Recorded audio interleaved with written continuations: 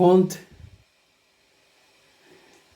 du lièvre Bakame et de l'éléphant qui sont allés chez le roi en compétition de danse, raconté par Jean-Marie de Senga. Un jour, le roi organisa une compétition de danse et ce furent Bakame le lièvre et l'éléphant qui la remportèrent. Le roi donna une très belle vache à Bakame qui était le meilleur et une vache moins belle à l'éléphant. Sur le chemin du retour, les gens s'émerveillaient de la vache de Bakame qui était très belle. Et l'éléphant demanda à Bakame ce que disaient ces gens, mais celui-ci n'osait pas lui dire la vérité. Mais à longueur de journée, Bakame finit par lui dire la vérité, que c'était lui le meilleur et que s'il voudrait gagner la prochaine compétition, qu'il lui confie une partie de ses cuisses qu'il reprendrait après la compétition. L'éléphant accepta. Le lièvre entra avec les cuisses de l'éléphant dont il se régala. L'éléphant attendit longtemps que ses cuisses lui soient rendues, mais en vain. Les mouches ne cessaient de piquer ses plaies. Alors il envoya le renard demander au lièvre de lui retourner ses cuisses. Le renard arrivé, le lièvre lui fit goûter des cuisses de l'éléphant dont il apprécia beaucoup. Il lui demanda d'où il s'approvisionnait. Celui-ci lui dit d'attendre un peu, qu'il irait lui montrer. Aussitôt dit, aussitôt fait. Après avoir mangé, le lièvre, Bakame et le renard sont allés dans la montagne à côté. Et Bakame a demandé au renard de rester au bas de la montagne. Et quand il crierait « attrape, attrape », que celui-ci sauterait sur le butin. Et le lièvre du sommet de la montagne roula un gros rocher et cria « attrape, attrape ». Et le renard fut écrasé par la grosse pierre. Le lièvre emporta chez lui le manger. L'éléphant envoya plusieurs émissaires, il se passa la même chose.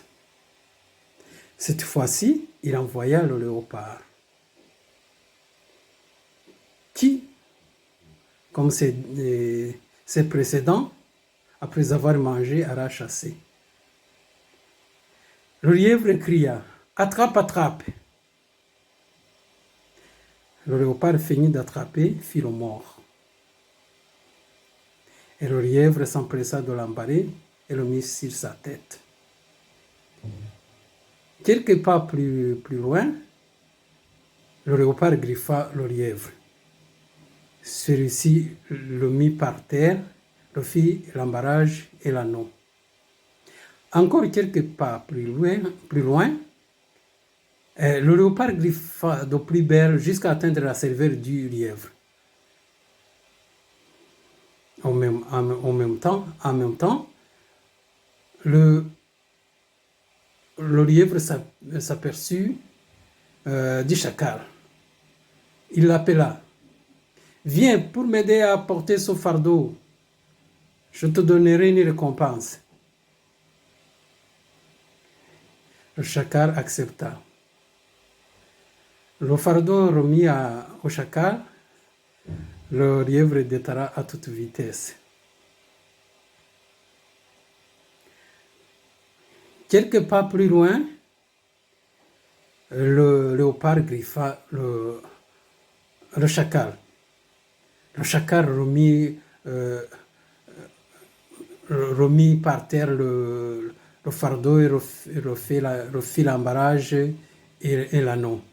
Encore quelques pas plus loin, le léopard encore griffa le chacal jusqu'à atteindre sa cervelle.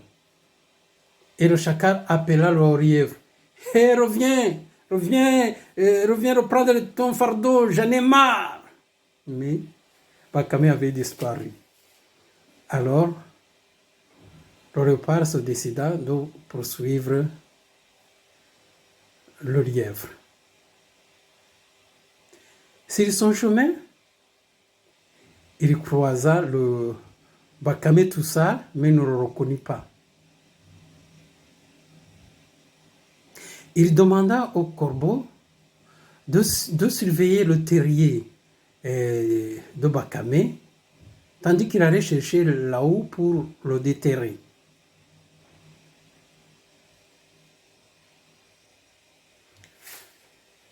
Et entre-temps, le lièvre s'approcha de la sortie et interpella les corbeaux. Le léopard vous a dit de garder les yeux, de me surveiller et de garder les yeux grands ouverts.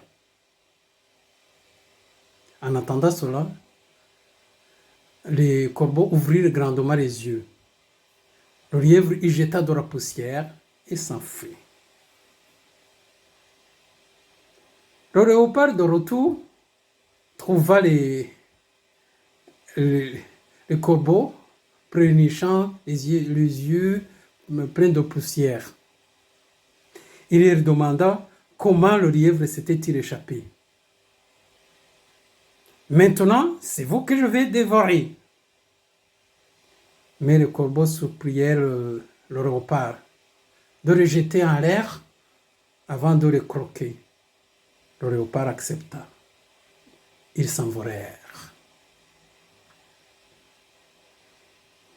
Alors, le léopard rentra dans le terrier de Bakame l'y attendre.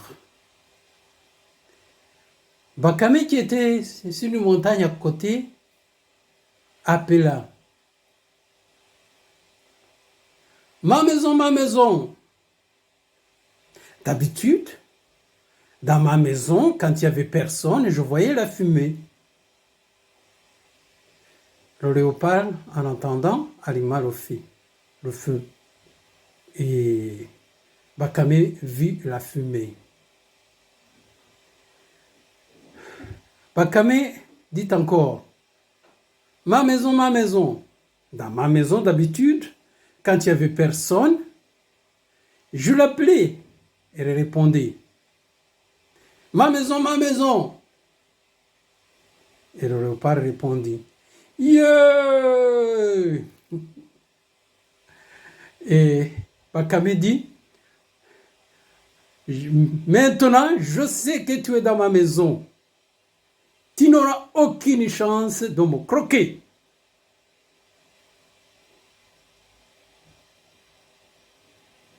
Les plus forts sont souvent déjoués par les plus petits.